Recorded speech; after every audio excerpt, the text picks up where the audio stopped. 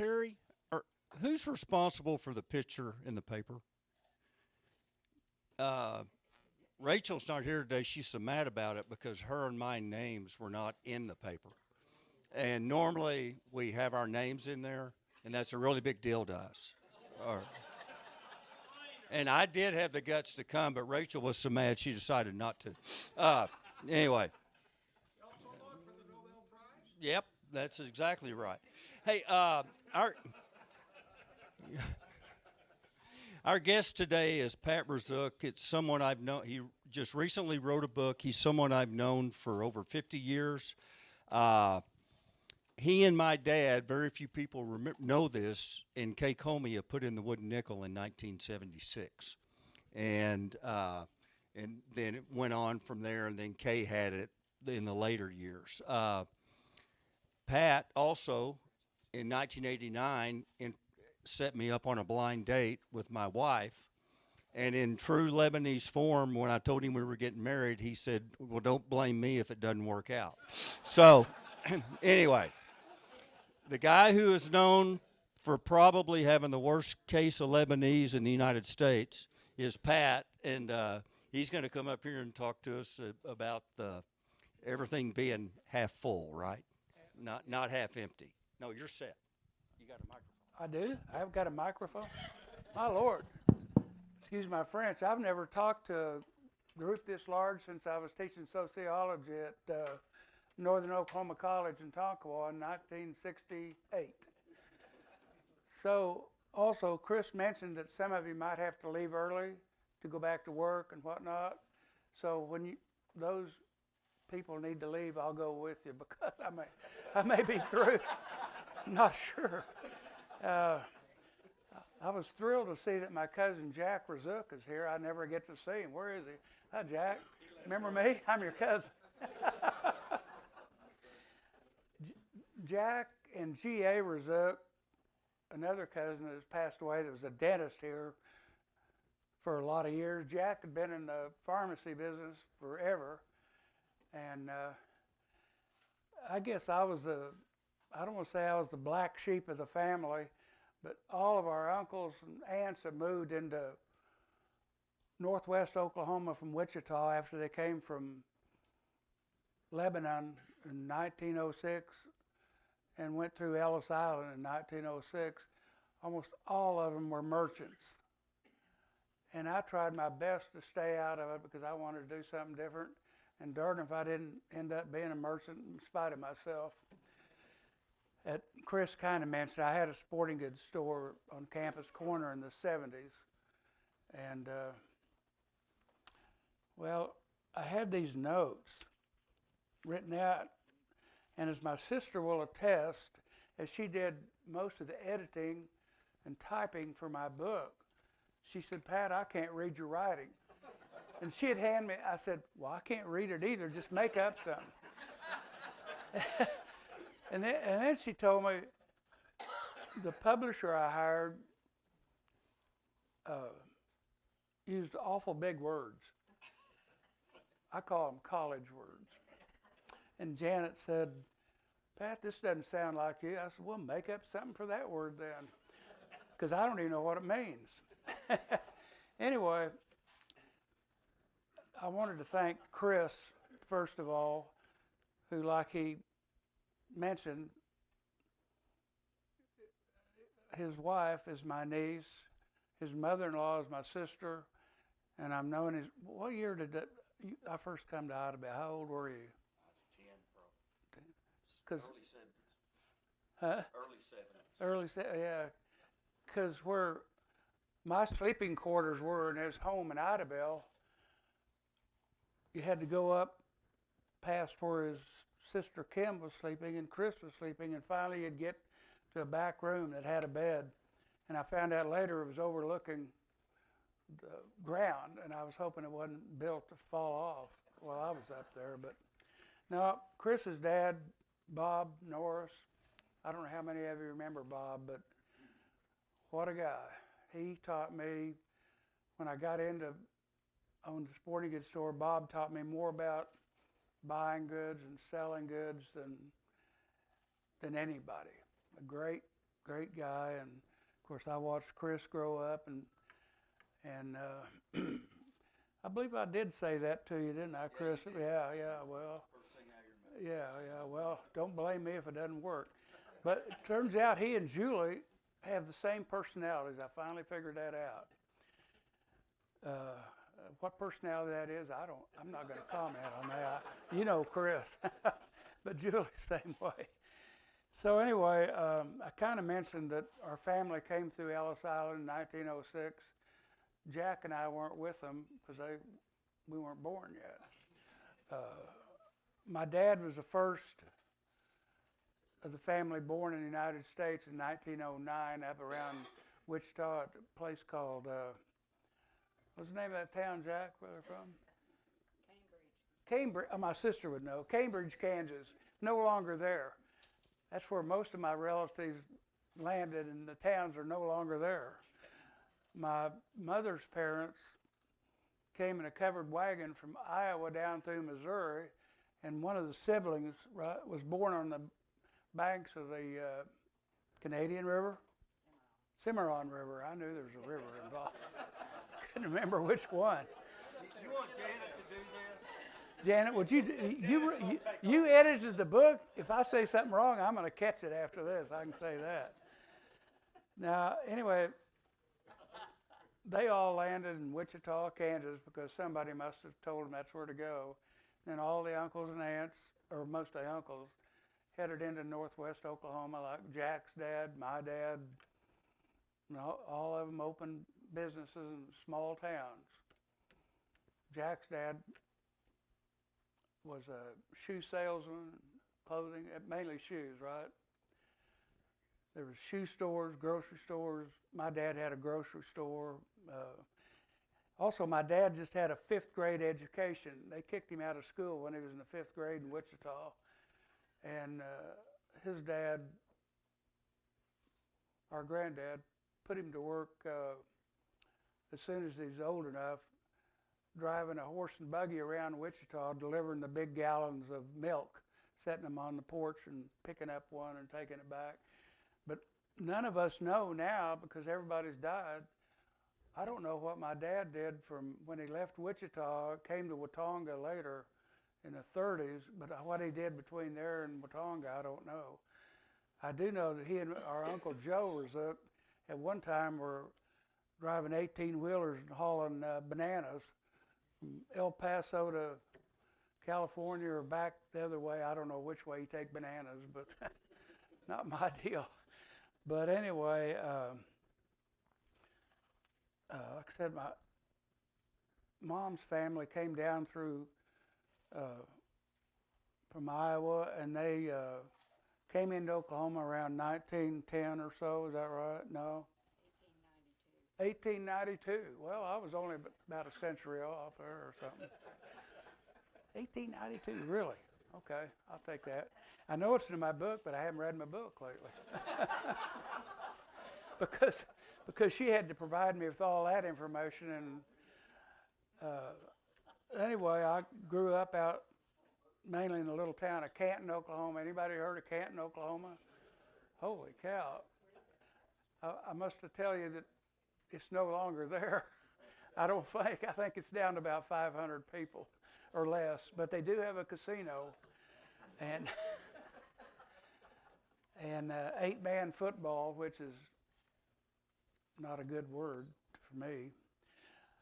And grew up there and came to OSU. Before that, I was going to tell you why I wrote my book.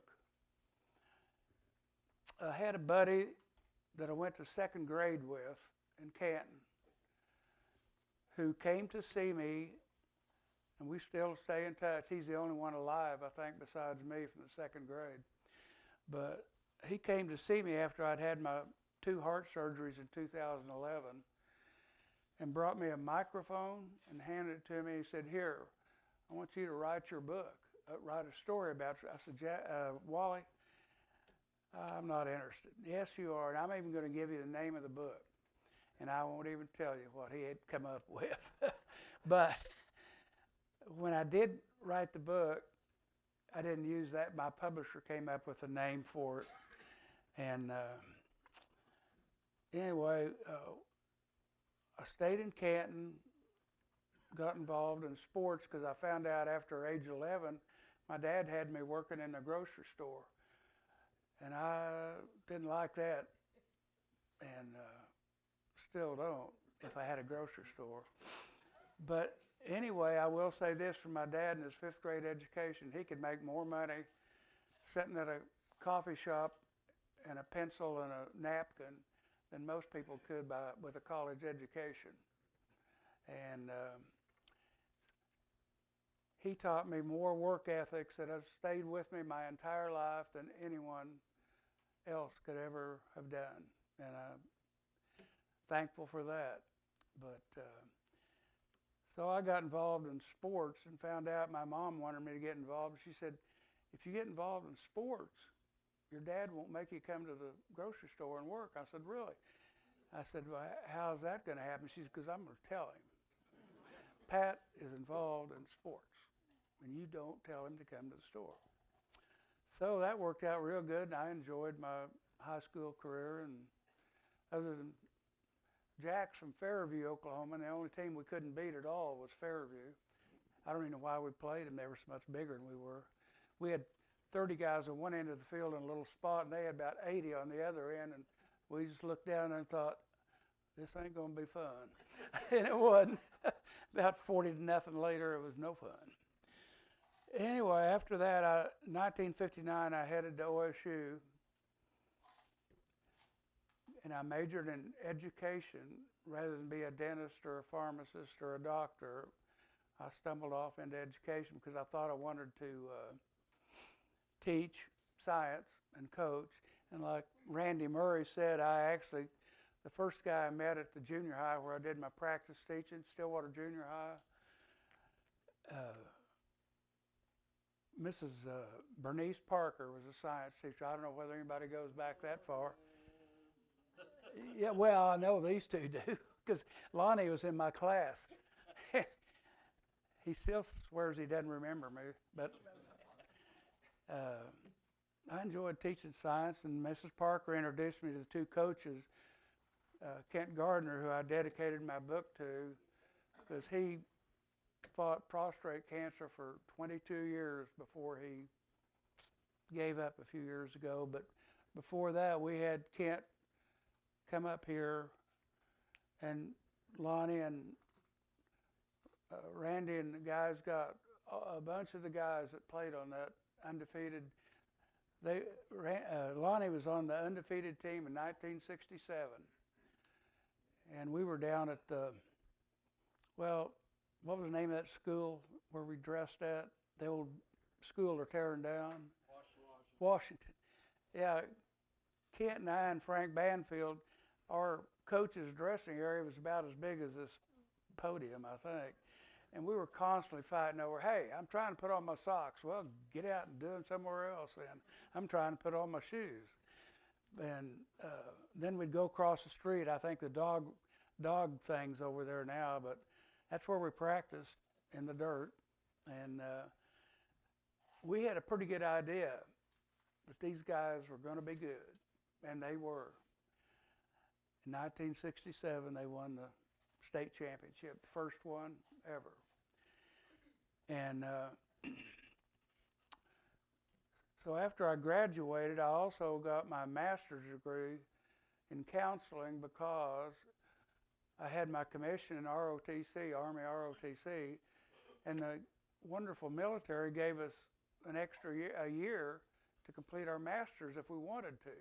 Well, I thought, man, this is cool. I'll get my master's.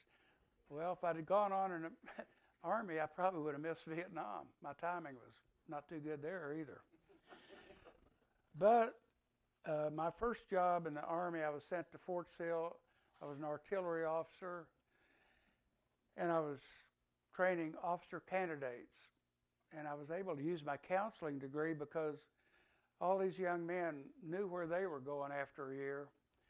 And they had a lot of problems and concerns, and had a chance to work with them. And we taught them leadership skills and how to be organized, and that's where I came up with, I didn't come up with it, a leadership term, and I know all of you have heard of it, attention to detail.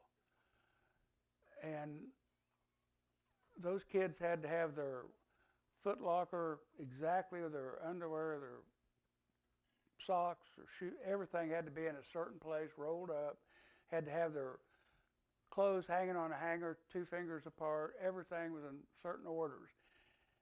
And that year I only had one candidate that thought it was a game. He literally came in after they came back from class, and his locker would be just trashed. And I said, "Do you understand this isn't a game?" He said, "Not really." I said, "Well, I'm going to tell you something. When you get to Vietnam, that's probably where you're headed next week instead of next year. You'll find out.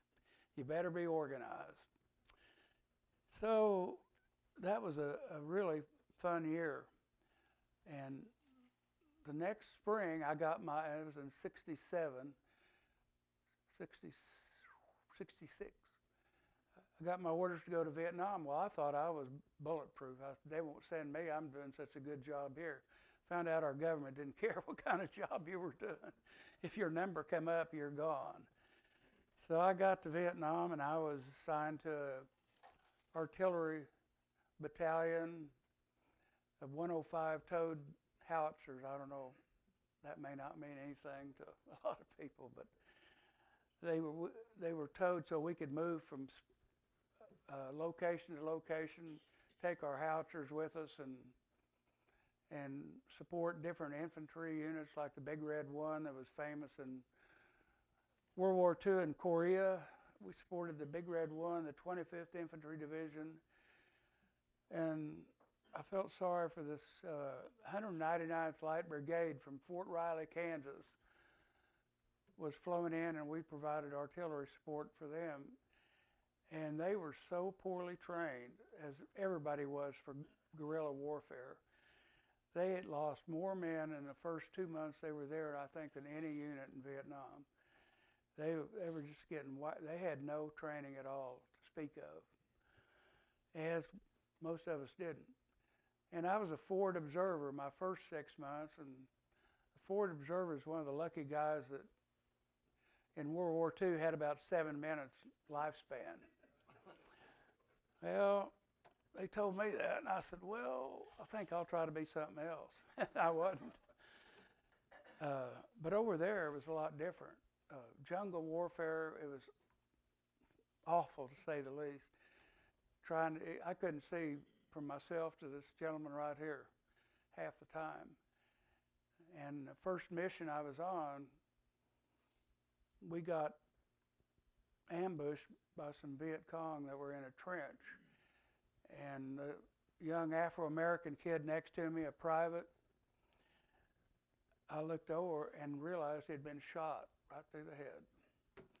And I started to crawl over there, and this long-time sergeant with the infantry behind me said, "Lieutenant, he's already passed away. He's dead. Don't move. Keep your head in the dirt. And we're going to wait for the 3rd platoon to come in from the west or the east and wipe these guys out," which they did. And we got out of that.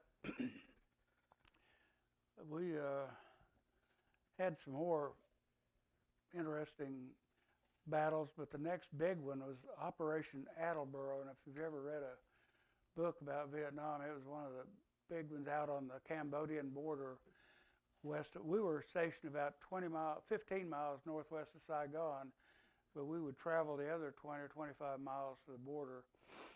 And usually they'd send an infantry unit down to, if it was a big operation, they'd do. This time they sent a special forces group. And it was Mike Force of the Special Forces, a Green Beret unit. They were supposed to be the top unit in Vietnam. And I thought, well, why are they sending these guys down here? Well, I found out the 9th VC Division was not too far away, and they wanted them wiped out because our engineers were building a new airstrip on the Cambodian border there. So here I I told, if you're not familiar, a special forces company is composed of like 9 or 10 sergeants, one captain in our case, and the rest of the men up to 150 were either Montagnards or Cambodian people or just came from a little of everywhere, but they were so well trained. We only lost, in that operation, we only lost 2 men, two of the Cambodians. But we would go out on patrol, and I told this sergeant, I said, "What, man, you don't look very healthy. Why don't you go home?" He said, "Oh, I've got whatever you got over there, a lot." But he had it. He said, "I went back to San Francisco for a couple of weeks, and I just wanted to kill somebody, so I came back." I thought, "Oh, well, I'll tell you what, bud.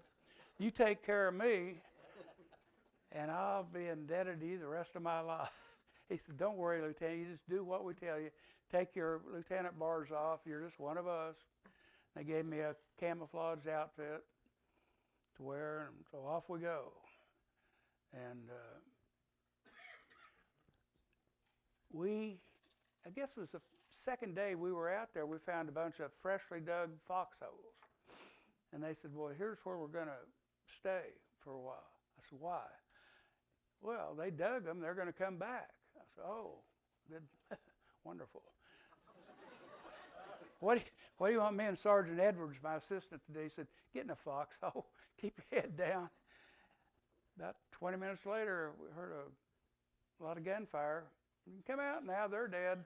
I said, "Oh, thank you." And then about 2 or 3 weeks later, I managed to set off a booby trap, a hand grenade that was hooked to a fence, and got hit in the shoulder. And this one, Bouncing Betty? sir, Bouncing Betty? I think that was her name. I think she served me a beer one time, but I can't remember more about her. Bouncing Betty, wow. So, did I miss something there, Chris? So anyway, the Green Beret unit had a base camp in Tay Ninh, the city nearest us, and he said, "Hey, we're going to catch you a flight back to see a medic," because my shoulder was cut, felt like I'd been hit with a sledgehammer, and it didn't feel so good. So he got me back to he said, "I'm going to go introduce you to the medic." Takes me to the medic's tent. And I said, "You're the medic?" He said, "Well, sort of. I'm really cross-trained as heavy weapons, but I'm supposed to be a medic too, and you're the first guy I've ever worked on." And I said, "Wonderful. My luck is continuing." So he managed not to get any of the shrapnel out of my shoulder, but he sewed it up. Said, "Now, Lieutenant, what you need, go over to our bar and have a beer." I thought, that's the last thing on earth I want. But I went over there. I'm standing at the bar. Guy sets the beer in front of me, and I just shoved it back. So here comes the medic with a syringe. "Drop your pants, Lieutenant. I forgot to give you a penicillin shot." I said, "Anything else you forgot?" And he said, "Probably quite a bit. So we're going to put you on a helicopter and send you to Saigon, to the hospital, to a real hospital," where I got infected and spent 3 weeks, but enjoyed every minute of it. And then there were some funny stories at our base camp too. Every week or two when I was there, we would let the enlisted men, the privates, the 18-year-olds, whatnot, go down to the village where most of them couldn't stay out of trouble, even though we issued certain items to them before they went. And anyway, this one kid came back one day with a boa constrictor. So what are you going to do with him? He had him wrapped around his neck. He said, "Oh, this snake is fun. I'm going to have fun." I said, "Yeah, you really are. I'm going to have Sergeant Strickland take you right back down to the village and get rid of that snake. Oh, okay. He takes him, comes back, brought a monkey. I said, what else is down there to bring back besides a snake and a monkey? Well, the monkey didn't last too long, but he and our pet dog that joined the battalion kind of got along together, so I won't tell you how, but they had a lot of fun together. I think it's in my book. Isn't it, Janet? Thank you. So after that, I came home a year later, straight back to Stillwater, because I don't know if any of you go back to the late 60s or not, but James Miller was the Dean of Men. He had written me a letter in Vietnam because before I left in graduate school, I was working in the student personnel office. And he said, Pat, I don't know what your plans are, but we've got a job waiting on you. I thought, well, that's cool. I'll just go back to Stillwater. I like it there anyway. Went back and I said, well, what's the job? He said, well, we created a new position for you because we just decided to have a new position, didn't have anybody to fill it. So I worked with students in residence halls programming. Did that for a year. Then Dr. Ed Vineyard, president of Northern in Tonkawa, called me and said, you want to come up and apply for a Dean of Men's job that we got open? I said, why not? And that's where I also taught sociology. He didn't tell me that till they hired me. He said, by the way, you have had a lot of sociology, haven't you? I said, I haven't had any. Oh, well, can you teach it? I said, I can teach it. And I'll commute back and forth to OSU in the summer, take sociology courses. And I stayed there 3 years.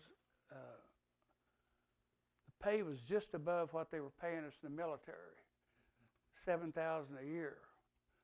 And you could do any odd jobs you wanted to, like testing and stuff. But then I got a job in Fort Worth, Texas at Tarrant County Junior College, and they had 2 campuses then. They have 8,000 students on the South Campus, all commuters. And their average age, I think, was around 25 or 26. I think I might have been a year younger than some of them. But 4 years later, I had a chance to go back to OSU, finish my doctorate, so I came back to Stillwater to finish my doctorate. 1 semester later, 2 friends of mine, one Kay Comey that had a clothing store downtown, and Andy Harvey that was here, excuse me, at the time, talked me into buying Hahn's Sporting Goods store. Anybody remember Hahn's Sporting Goods store? Hey, we have a winner back there. We have any prizes or anything? A book. There you go. I said, I don't know anything about business.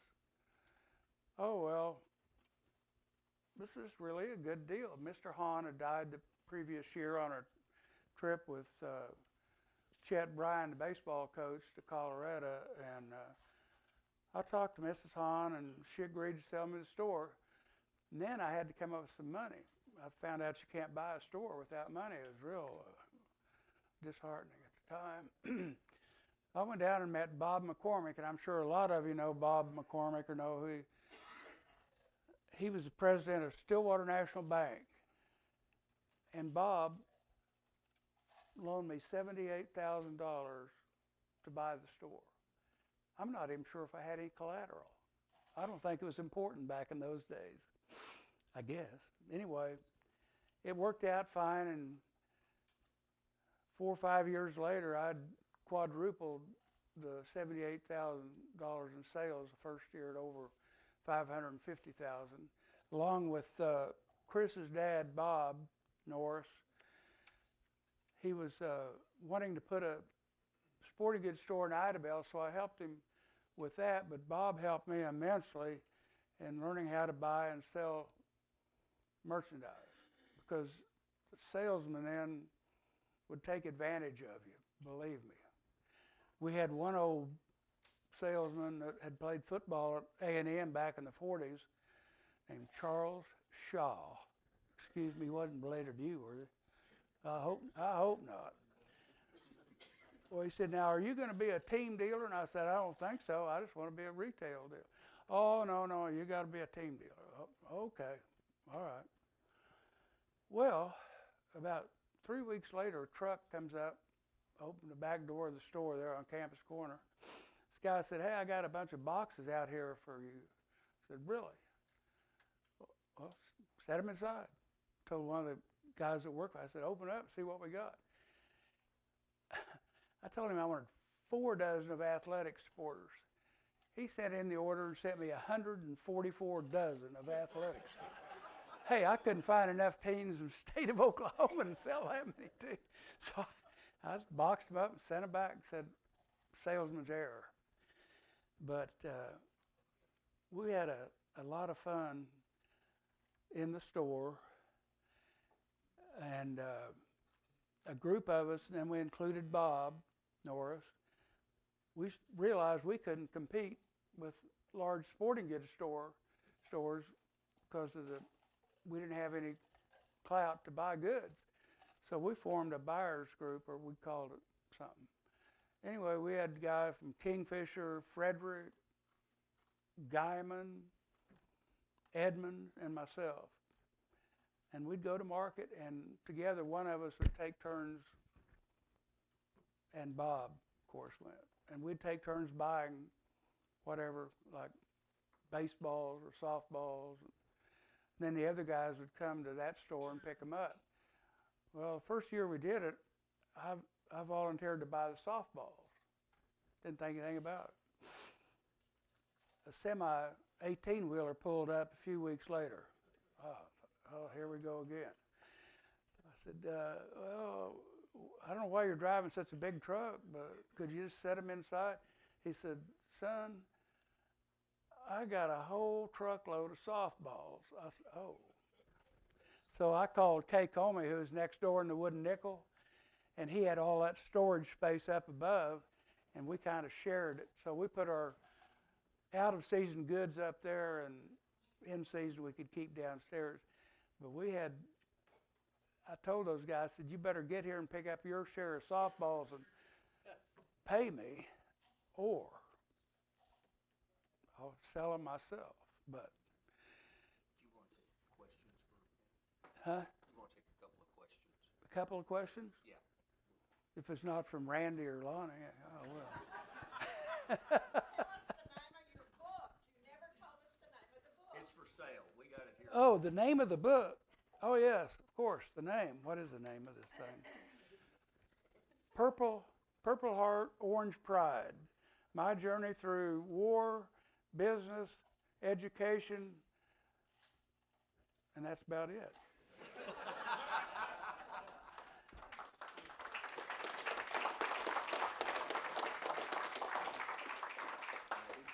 I still had 3 careers left, but they can wait till the next time. You want? Tell them they're for sale for 10. Oh, you were going to tell them. Well.